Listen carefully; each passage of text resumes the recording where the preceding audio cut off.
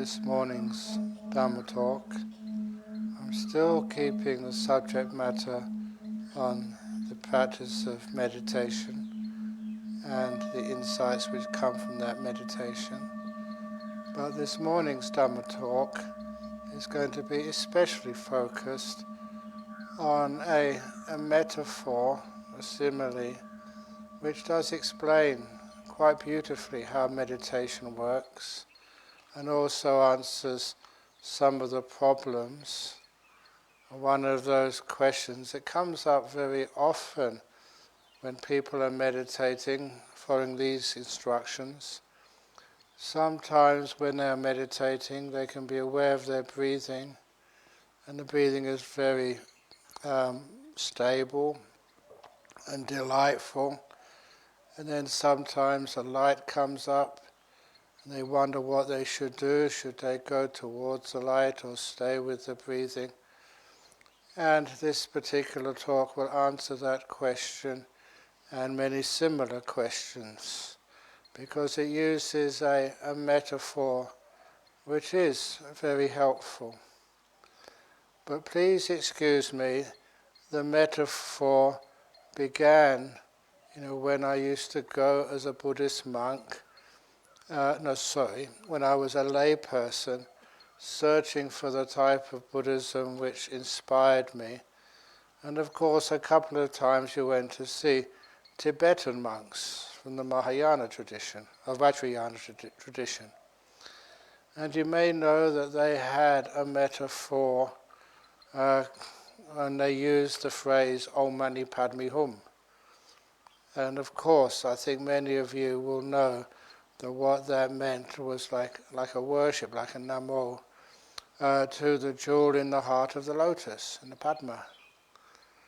And for many years, I knew that was very important to one tradition, but I use that as a simile for the path of meditation in our Theravada tradition.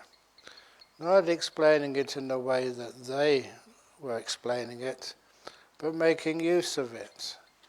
And the wonderful part of this metaphor, it also makes it quite clear of how you should meditate, what you actually do, or more importantly, what you shouldn't do. Is the sound okay?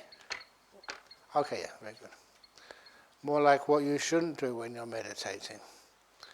And it shows just how the meditation grows quite naturally. And I love the simile of the lotus in Buddhism. It's used in many different contexts. And of course we have the very famous simile of a lotus growing in the mud, in the dirt, in the muck in the bottom of the lake. And that lotus growing up, till it reaches the surface of the lake, and then breaks through that surface of the lake. Even though it started off in very inauspicious situations, nevertheless it pushed through up into the light. And I'm sure that many of you will have similar stories. How when you were born, sometimes it's very difficult. Certainly when I was born, there was nobody in my family who was a Buddhist, and no one who could even spell Buddhism, let alone know what it was all about. So it was something quite weird that I became a Buddhist. And for those who don't know the story, it was, I went to a very poor school when I was my primary school, and from there got a scholarship to a really good high school, and then from the high school got my first school prize in mathematics. And I didn't know what to do with a school prize. I asked my teacher, and he told me to go and get some more books on maths. And I thought, you mean I'm going to waste my first school prize getting sort of some other books on maths? So I followed his instructions at first. And for those of you who know, one of the biggest bookshops in London is called Foyle's Bookshop, with many stories. And I noticed on the opposite side of the road, in the annex, in the attic of the annex, the top story, there were all these books on non-Christian religions and psychic things like ghosts. And that kind of interested me, even as a 16-year-old. So with the school prize, which I was supposed to get one book, I got many books, paperbacks, on all sorts of subjects which the headmaster of my school wasn't that impressed with. But nevertheless, I always thought that, religion, if you have freedom of religion, which we're supposed to have in a country like UK, then you should be able to make your own choice. And to make an informed choice, you need to do what is called these days market research. So I did my market research by getting books on all the major religions which I could find up there, and then reading through them and deciding what suited me. And of course the thing which really suited me was Buddhism. It's a weird thing, but when I read my first book on Buddhism, it wasn't that it converted me. It was just that I knew that this was who I always was. And I was a Buddhist, but I didn't know, because I didn't have anybody else to instruct me. And that was a wonderful thing to realize. You found out that how I thought, my perceptions on things like rebirth, that was something I thought was obvious when I was a young boy. And now I found out it was shared by so many others. And from that time on, I started calling myself a Buddhist, even though I didn't know any others. No other Buddhists in the whole world at that time. But anyway, you were like that lotus seed in the bottom of the lake in the mud. And little by little, you grew. And you got exposed to all the different types of Buddhism. And of course, the one I liked the best, which made the more sense to me, was a Theravada. And that was mostly because of the meditation. And some of the advice you got. Now, some of the advice I followed. Some of the advice I didn't follow. One of the pieces of advice which I got was from a Zen monk. Because when he visited UK for the first time, I went to the talk he gave, which was in the Thai temple in London. And after about 3 months touring around UK, we asked him what he thought of Buddhism in the UK. When this monk first came, he had to use a translator. But when he came back, he didn't need to translate his feelings and thoughts at all. When he was asked what does he feel about Buddhism in UK, and this would be in the late 1960s, he replied very simply, but very articulately, books, books, books, too many, too many, too many, dustbin, dustbin, dustbin.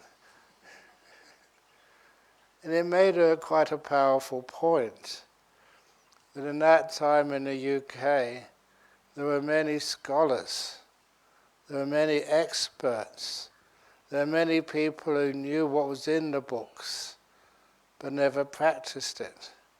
And to me that made no sense at all.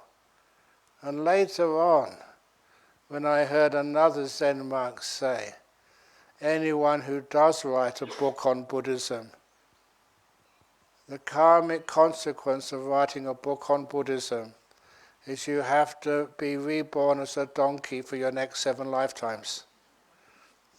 It's a good job I didn't believe that, because if I thought that was true, I'd have many, many, many, many lives as a donkey to get through.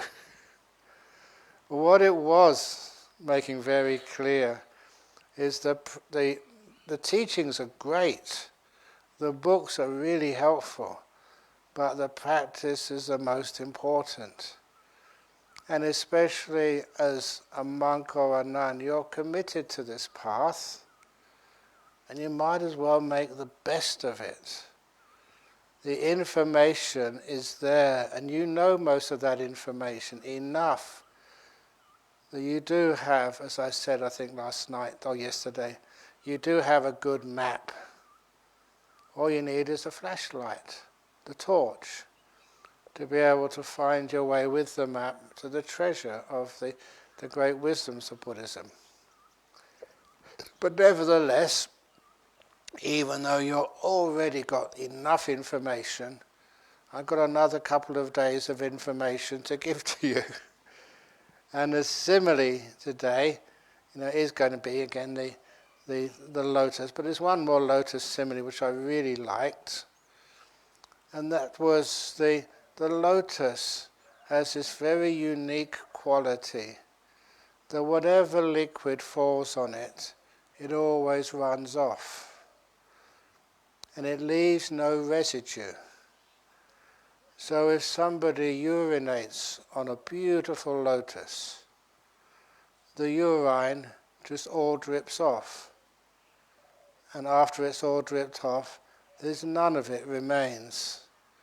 And the lotus still smells like a lotus flower. It doesn't smell like a toilet seat.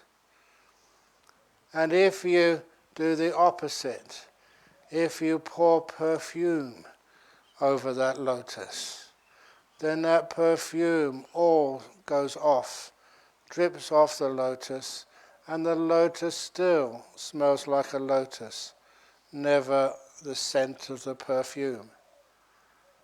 And I always love that simile, because that's about praise and blame. Doesn't matter who you are in this world, even the Buddha was blamed, got criticism. Even the Buddha was praised. And each one of you, at whatever level you are on the path, and whoever you are as a senior monk, a junior monk, a novice monk, upasaka, upasika, you will always get both that praise and blame. So what do you do with it? Any blame is like urine. You allow it to fall off you, and it keeps no residue. There's so many wonderful stories about blame. This was one which Ajahn Chah told me, again about almost 50 years ago now.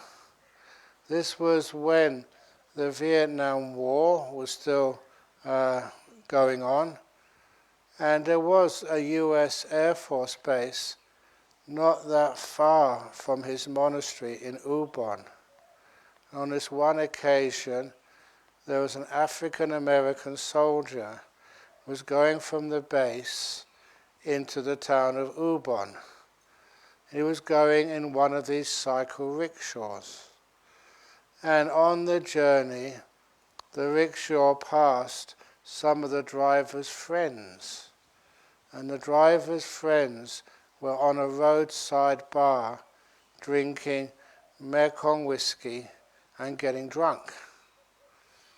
And because they were drunk, they looked at this passenger in the back of the rickshaw, this big African-American shoulder, and shouted out to him, "Where are you taking that dirty dog to?"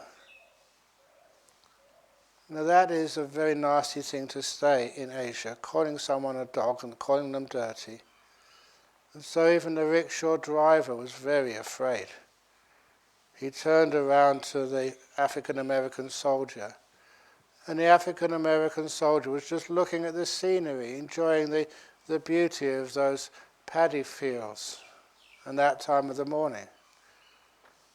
So the driver thought this soldier doesn't understand the local language. So the driver joined in. "Look how dirty he is. I'm going to take him into town to throw him in the river for a good wash. Ha ha ha ha ha ha." And the soldier was just looking around at the scenery. The soldier had been very badly abused. So what do you think the soldier did? this is what happened next. When they got into town, the soldier got out of the rickshaw and started walking away. And when the rickshaw driver said, money, fare, you owe me dollars, it was at that point that the American soldier turned around and said in fluent Isan language, which was a local language there, dogs don't have money. So the African American soldier got a free ride. And that story went all around the town of Ubon, and they praised the African American's wisdom. You get abused, you no need to fight. There's other ways you can deal with any of those problems. And it's the same when you get praised. If you do get praised, there's no need to keep it and think, at last, there's somebody in this retreat who's got some wisdom. They praise what I say. No. Just praise and blame is something which you should not really keep. Instead, let it all run off yourself or off your memory, just like perfume off a lotus. But my favorite story about a lotus is the story of how a lotus opens up in the morning. You've all seen lotuses in the pond, and when that lotus is in the pond at night time, it closes up. And when it's closed up, if you take a look at that lotus, the outermost sheaf of petals are like corrugated. They're rough. They're often dirty because it's the outermost sheath has to protect the inner petals from the wind and the dust. And if you didn't know what a lotus was, you'd have a look at those outermost petals, and you never ever think that inside could there be anything really beautiful. In the same way that when a person comes on a meditation retreat, and I've been teaching these for many years, I can never tell which one is going to have the deep meditations. You'd think I would know after all these years, but I've been totally fooled for so many times. Some of the people I least expected get some of the most beautiful deep meditations. And some of the people I thought, it must be easy for you, you're so close. Sometimes they don't get anywhere. And I say that not to actually to take away your confidence that you can do these things, but to almost impress that you are capable of getting some of the deepest meditations and deepest insights. And the story of the lotus tells you why. So when the sun comes up in the morning and the warmth and light of the sun hits the outermost petals of the lotus, then the lotus starts to open up. The two most important things are the warmth and the light of the sun. And as those outermost petals open up, then they reveal the first layer of real petals. They have got the color of the lotus. They may even have some fragrance, a natural fragrance. But they are still quite thick, those outermost petals. But once the sheath has opened up, then the warmth and the light of the sun can now fall on those next layer of petals. And those layer of petals can also open up. And that reveals the second layer of petals. The second layer of petals is more thin, more profound, more fragrant, more beautiful. And only now, when they receive the warmth and light of the sun, can they open up. And layer by layer and layer of petals can begin to open up. Only when the one outside them is opened up, only then can they receive the warmth and light of the sun. And they open up one by one, and those petals get more beautiful, more fragrant, more profound as you go deeper into the lotus. And I hopefully, if you haven't heard that simile before, at least you get some understanding of its meaning. What does you actually stand for the lotus? Which is one of the reasons why sometimes you get the most unpromising lotuses come to see the Buddha. I'm talking about not just Angulimala, the serial killer, talking also about people like Patachara, who came into the Buddhist sermon totally naked and mad. She'd lost her husband, 2 children and 2 parents on the same day. Somebody who most people would say, get out of here. If you want to come and listen to a sermon, at least be properly dressed. But the Buddha invited her in. And I love the story of Patachara because she became one of the greatest teachers. I don't know if you've ever read the Therigatha as well as the Theravada, but in the Therigatha I was reading it, and then many of these nuns in the time of the Buddha, bhikkhunis, many were telling about the story of their own enlightenment. They say for years they were practicing meditation and getting nowhere. No sort of progress, no deep understanding, until they met this great teacher, and she only taught them just for a few days, and they broke through into deep meditation and great insights.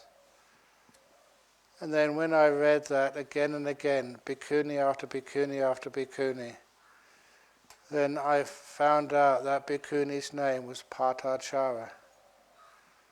She's an incredibly great teacher. And sometimes I wondered why. What's so special about a teacher like that? And it's only a theory, this is not confirmed by the suttas, but you know that for many years I've described how to use dung. And even one of the books which I wrote, was given the title, Who Ordered This Truckload of Dung? And that was published in the United States. And the story grabbed people's attention because the metaphor was that a lay person goes to work or goes out for the weekend. When they come home, they find that somebody has dumped a whole truckload, a whole lorry load of dung right in front of the door of your house. And there's 2 things to remember about that dung. Number 1, you did not order it. You're not responsible, but it's there. And number 2, no one saw the delivery lorry coming, so you cannot ring up anyone to get them to take it away. You're stuck with that dung. And of course, there's 2 things you can do with that dung.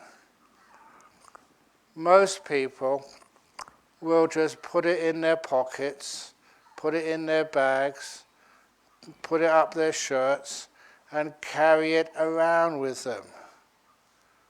And you find if you carry around the dung of your life, the unfair things which have been done to you, you'll find if you carry around dung, you lose a lot of friends. No one wants to be with you. Basically, you stink. But there's, of course, a much better way of using that dung, much harder work. You put it in wheelbarrows, you wheel it to the back of your house or hut or temple, whatever it is, and you dig it in. And once you dig in that dung, again, as you know, the garden becomes so much more fruitful, sweet, and so that you soon have so many mangoes, so many whatever, bananas or whatever else you eat, so many more flowers. They're richer, more fragrant, more beautiful than you've ever had before. That's what we should always do with the unfortunate experiences of our life. We dig them in. And I've seen in my life many people with great meditation, really deep, but they can't teach. Why? And my theory is because they do not have enough dung in their life. The more dung you have, the more powerful are your teachings. That's one of the reasons why Patachara had so much dung. Her teachings, her understandings were so powerful. I think that's one of the reasons she became one of the great female teachers. But I also remember, this is going off subject a bit, that how the Bhikkhuni Patachara became a fully enlightened nun. She'd obviously had the deep meditations already, but to get that wisdom, to become the stream winner, and then later on fully enlightened, how that happened was she was watching the oil lamp. And the oil lamp is, you have seen the oil lamps here in Sri Lanka, just a wick floating on oil, and you light the wick, and then you get a light which you can see. And when she was watching that, the wind blew the flame out. And at that, she saw the Dhamma. What does that mean? The flame is just a result of three things. The flame is just caused by the wick, the oil, and the heat. And if any one of those three gets exhausted, there's no more wick left, it's all burnt through, the oil is gone, or someone blows out the heat, then what happens to the flame? It just nibutas, how the party would call it. It just goes out. And in that simile of the flame in the Agi Vachagota Sutta, that the Buddha said, or Agi Vachagota, the wanderer, was wondering what happens to the flame. The Buddha said, does the flame go to the east, the west, the north, the south? Well, let's modernize this. Does the flame go to the heaven of all flames if they behaved and not burnt anybody? Or does the flame go to the hell realm of all naughty flames who burn somebody or burn your house down? Where does the flame go? And of course that's a stupid question. Flames go nowhere. They were just phenomena which was caused by three things. When one of those three things stop, so does the flame. And that's a very powerful simile of Buddhism, simple but powerful. You're just caused. When you know those causes, when any one of those causes goes out, so do you. Where do you go? The question does not apply. So anyway, that was Patachara. She became fully enlightened. I don't know if fully enlightened or a stream winner, but certainly had one of those experiences when the flame she was using blew out and disappeared. But anyway, back to the lotus. As that lotus starts to open, because of the two things, which is the warmth and the heat, what does the warmth and heat signify in meditation? It's a pretty obvious simile. The warmth is the kindness, the light is the mindfulness. The kindfulness. Mindfulness enough is not sufficient to open your lotus. Just to be aware, you'll find your awareness will wander somewhere else. When you combine the mindfulness with the kindness, with the warmth, you find it easy to sustain your awareness there on something you are kind to. And hopefully you've experienced that when you do things like watching your breath or just doing a sweeping meditation, to combine the kindness and the mindfulness. So this is what happens on that lotus. The outermost sheath of that lotus is your ordinary body and mind, the thing which bears your name. And as you start shining mindfulness and kindness, the light and warmth of the sun on your body, it kind of just opens up to you. When you do a body sweep, you're being much more refined. And the outermost petals open up to reveal what's inside. Now you can change these descriptions of the petals, but it usually works. The first thing you notice on the outside of this mind, again, is the body. That does need to open out so you can see your mind. I don't mean the pure mind, just these mental processes.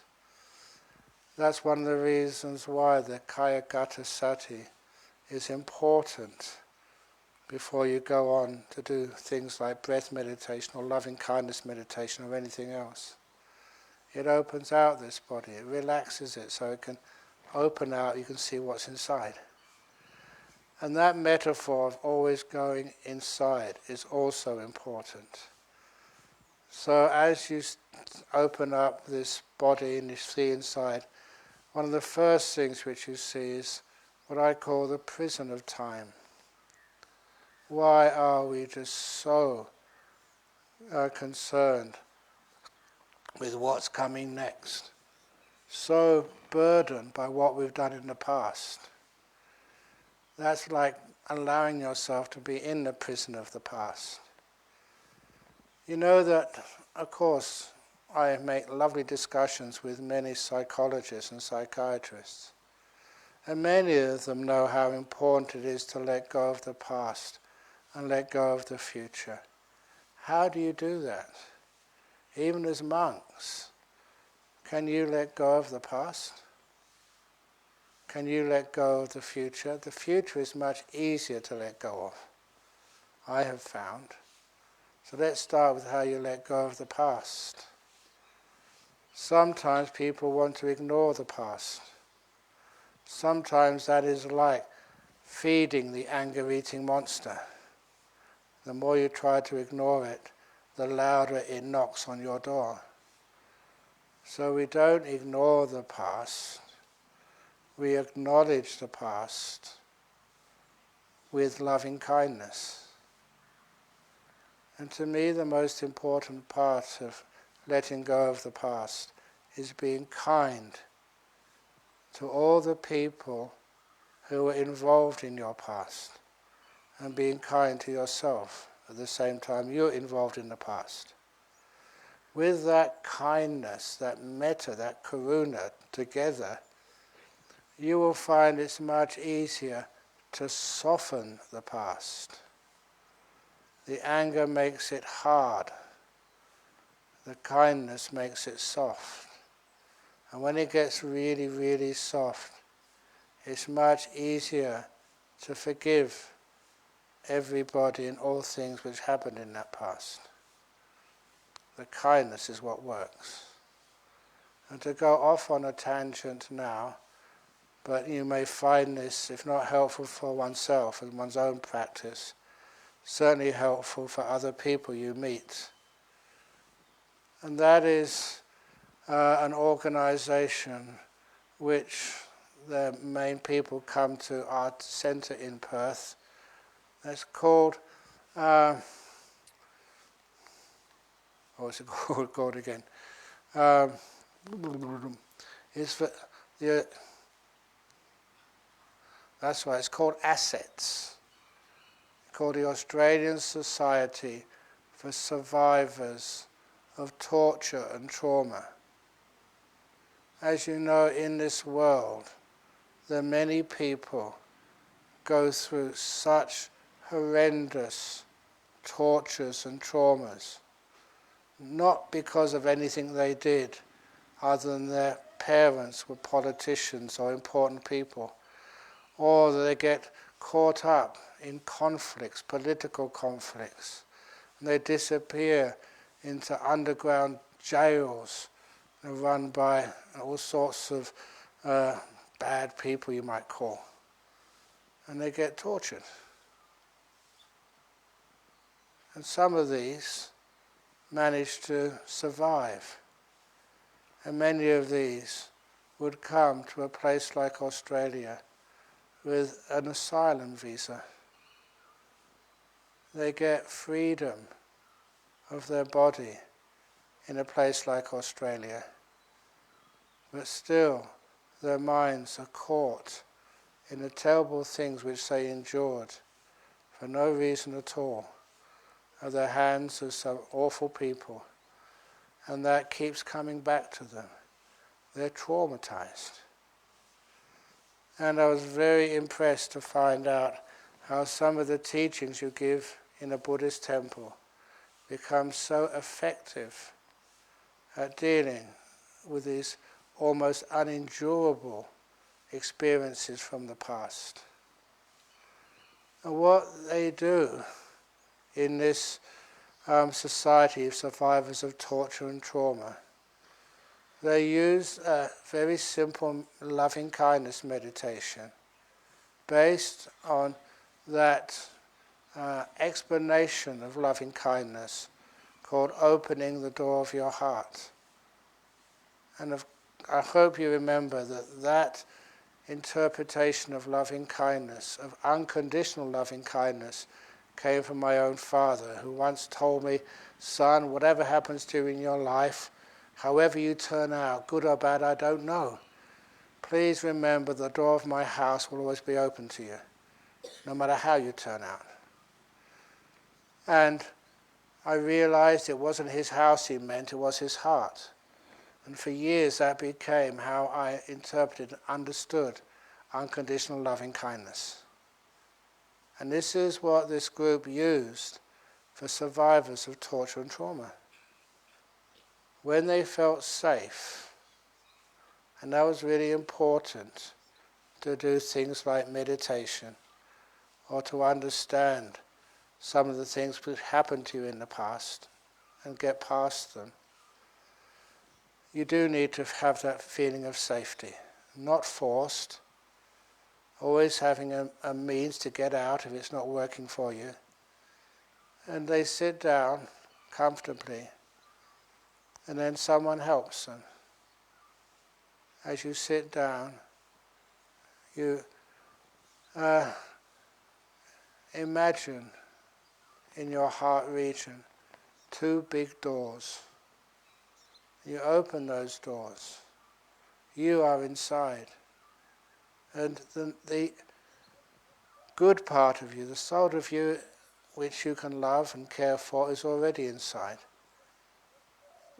But then these victims of torture and trauma, just imagine they're looking outside, and in the cold, stony concrete, they see this little girl who was brutally raped, the kid who was beaten, the person who was tortured. They see all these little beings outside, which were them in the past. And then they lower a ladder down from those 2 doors above their heart. And once the ladder meets the ground, they look at all the people they can remember from their past, and they invite them in. Instead of trying to keep them out of their own heart, they do a very scary thing. Come inside. You're who I am. You're my past. And little by little, each one of these beings, you can remember that was you as a little kid. That was you as a young girl.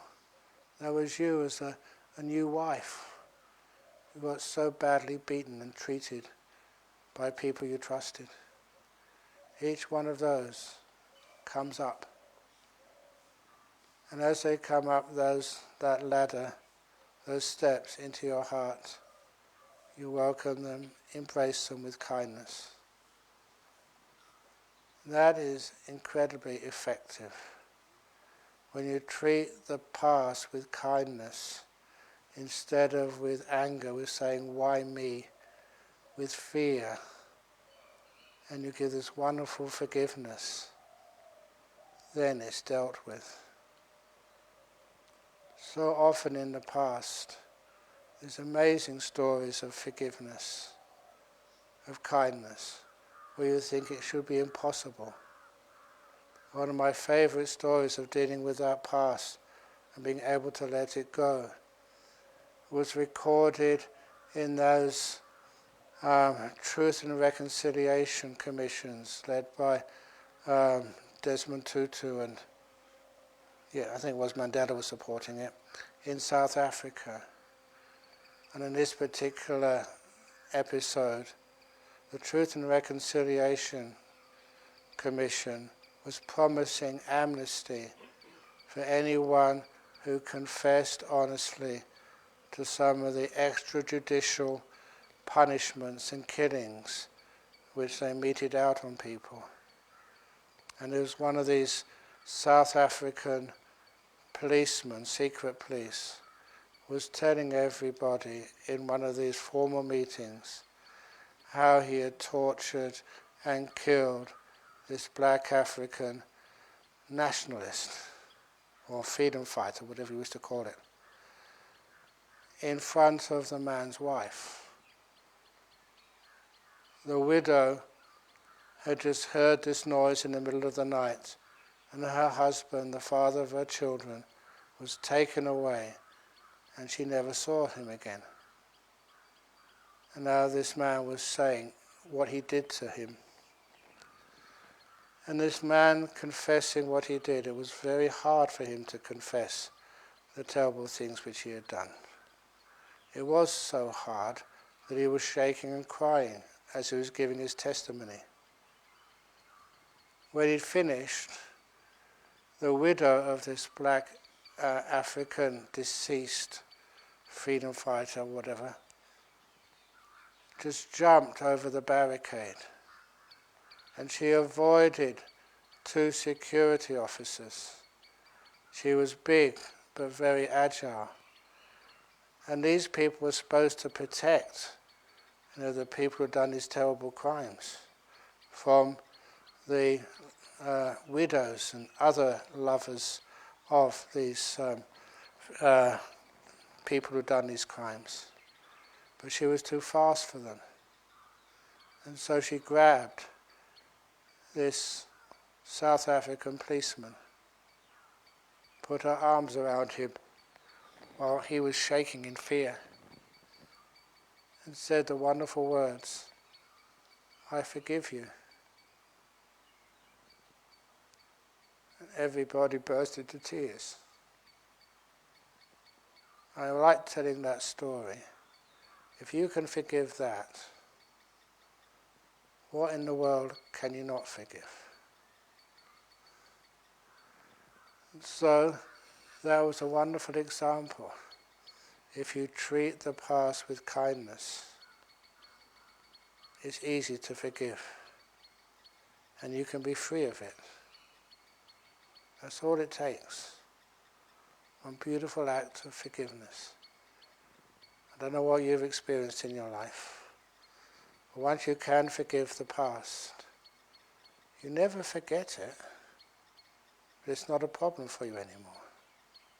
You understand that this is the world we're born into, and it's a test of us, how easy it is to forgive and move forward.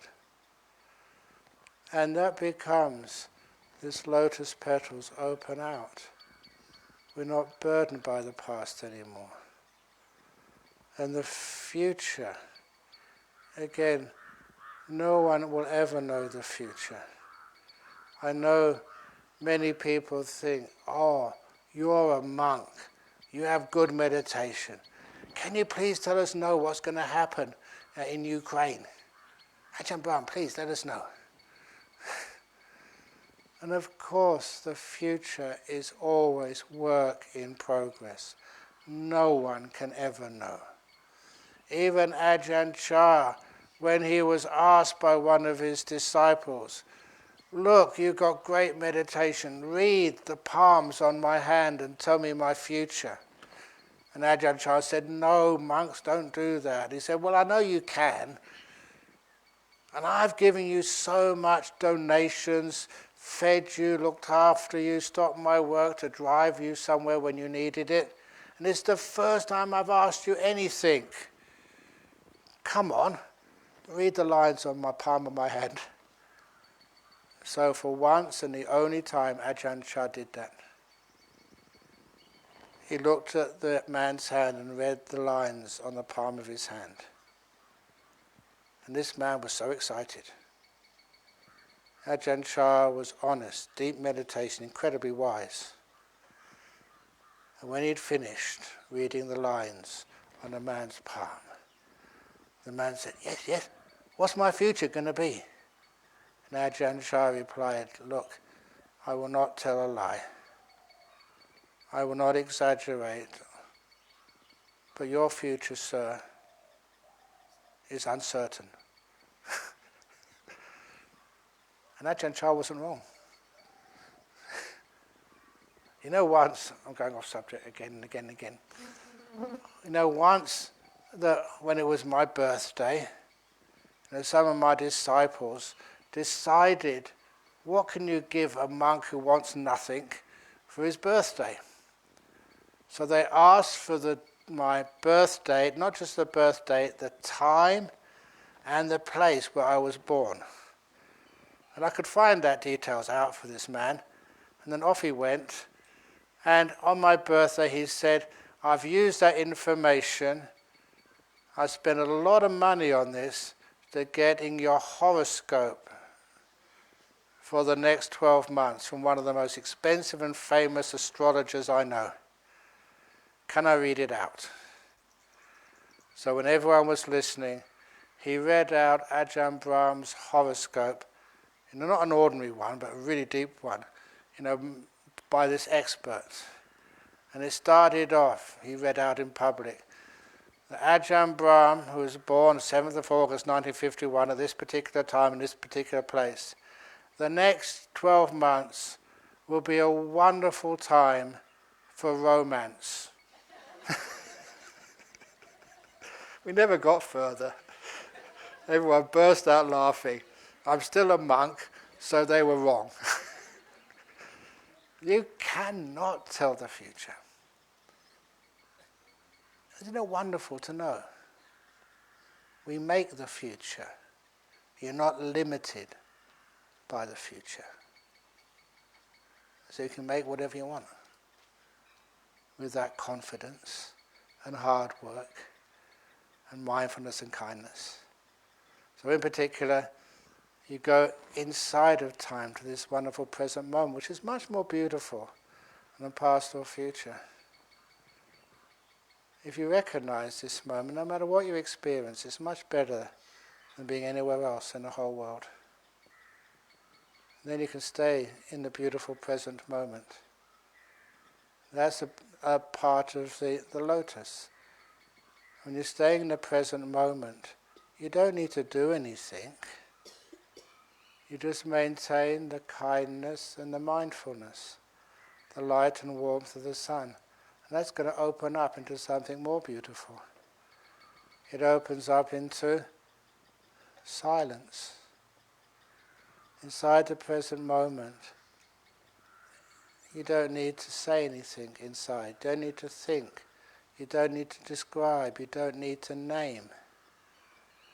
This is a terrible habit which has been conditioned into us. Whatever we experience, we want to give a name to it. There are only so many names in the dictionary. We're limited to how we can describe things. But that compulsion to give something a name sometimes makes us think and say things which are just approximations, that's all. When you see a colour, the colour of these blinds over there, they red or blue? What colour are they? There's so many different shades of red. So when I say a red blind over there, whatever it's called, it's inaccurate. Any word you say is only an approximation. And sometimes we believe in those approximations and argue who's got the best approximation. That's all philosophical arguments are about.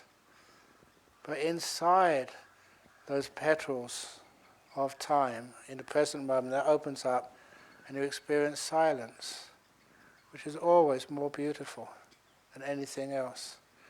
I'm sure you have many examples of silence, but one which I will never forget was when I was visiting UK, visiting the monastery they had in Sussex in Chithurst. And because I was a visitor having no duties, I could do what I wanted. And I was a pretty stupid English monk. They always say mad dogs and Englishmen go out not in the midday sun, but in the mid-morning freezing minus 26 degrees snowfields. It was one of the coldest days in UK when I went out of that monastery and walked in the forest. It was worth it. Because of the snow, no cars were on the road. All the roads were blocked by snow. There was no people around, no one in their cars, all the airports were closed, there was no flights overhead. All the animals were still in their burrows, hibernating. It was like I had the whole forest to myself. There was a stream in that forest, but it was iced over. When I stopped walking, there was no sound at all. It's like the whole universe stopped with me. That silence, I will never forget. If you understand silence, it's one of the most beautiful experiences. There's no sound, there's no orchestra, there's no symphony can ever match how wonderful silence is. So when you go inside the present moment and experience silence, that is amazing. And once you're in the silence, you can stay there pretty easily with the kindfulness. You don't do anything. You have this beautiful sense of respect and awareness and kindness, and this silence opens up. Strange, but when you just do this without trying to plan anything or do anything, what happens inside the silence, believe it or not, is your breathing. It's one of the last things which are moving. I remember they had these sensory deprivation chambers that came over to Perth many years ago. These tanks, and in these tanks the water is at body temperature. It's salt water, so you just float in them. There's no aches and pains anywhere in your body. You're just floating. And it is the light, it's closed off, it's light free, so you can't see anything. It's sound free. And it's almost an idyllic place to meditate. There is no distractions at all. No bodily problems, it's just warm body temperature, so you don't feel hot, you don't feel cold. No sound, no sight. Those things are cut off for you. But what you feel, what you experience is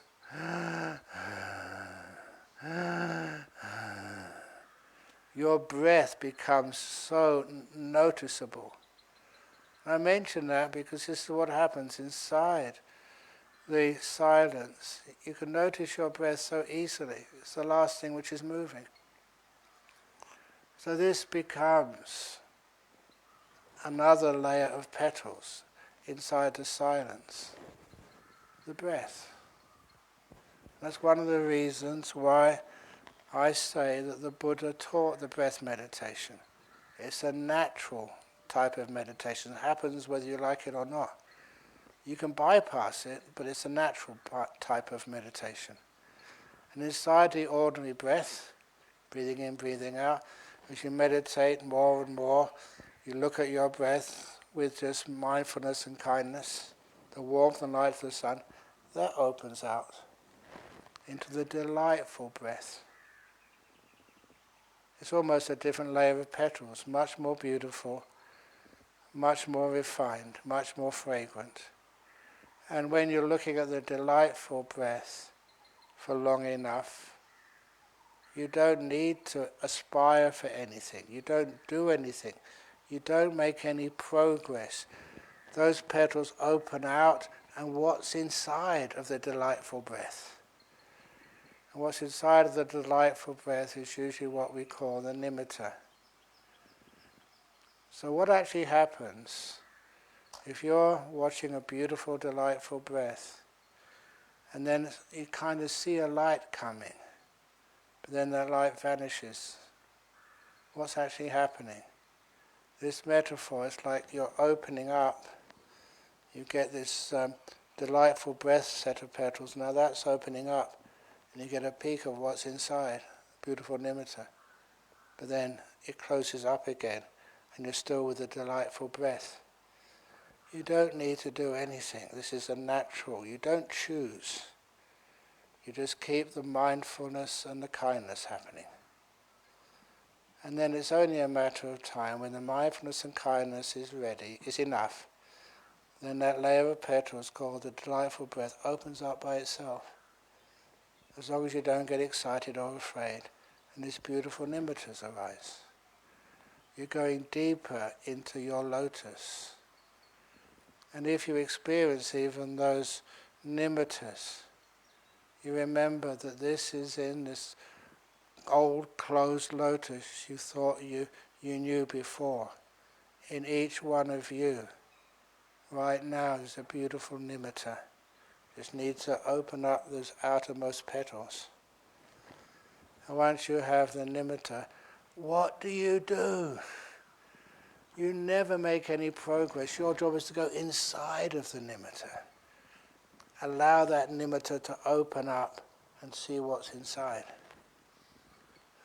And of course you know what's inside. Inside that nimitta is the first jhana. You don't move on to something else. You always move in, always going inwards. And at this time, the mindfulness and the kindness, you can't do much about that. It's either there or it's not there. It's strong or it's not strong. If it's strong enough, the jhana opens up, the first jhana. And inside the first jhana, you experience the second jhana like a special case. Right within the first jhana is the second jhana. And as you're watching that second jhana, if that's not enough to satisfy you, all by itself, that opens up to experience the third jhana. That opens up to experience the fourth jhana. They were all inside the one before. Layers of petals opening up. You're getting deep into the heart of the lotus. And after the fourth jhana, if you can stay there, that opens up. And after that opens up, you get to the first arupa. And these are getting very refined layers of petals. Things like, they call it, sometimes it's called, what do they call it? The infinity of space and then the infinity of consciousness. I don't like that word infinity. I prefer like a word like no boundary. I like the word no boundary because I used to compare it to something like present moment awareness. In the present moment awareness, how long is the present moment? It hasn't got a width, it's just a moment. It's nothing, but it's like everything at the same time. And when you get to this perception of, it means that the idea of space is disappearing, it's almost gone. The infinity of consciousness. That's where consciousness is starting to disappear. And that disappears inside of that layer of petals. Nothing. And that makes kind of difficult sense for many people. How can you be aware of nothing? If you are aware of nothing, your awareness is going to shut off soon. And that's what happens. You get to this perception of neither perception nor non-perception. You see what's there and there's nothing there at all. Totally gone. But something's knowing that. And when that turns off, that's your mind stopped for a while. Ceased. You've gone into the heart of the lotus. That's why praise to the jewel in the heart of the lotus. You know what that jewel is? In the middle of the lotus, which is you, which is what you take to be yourself. You'll find, just like Ajahn Chah said, there's nothing there. Thank you for listening.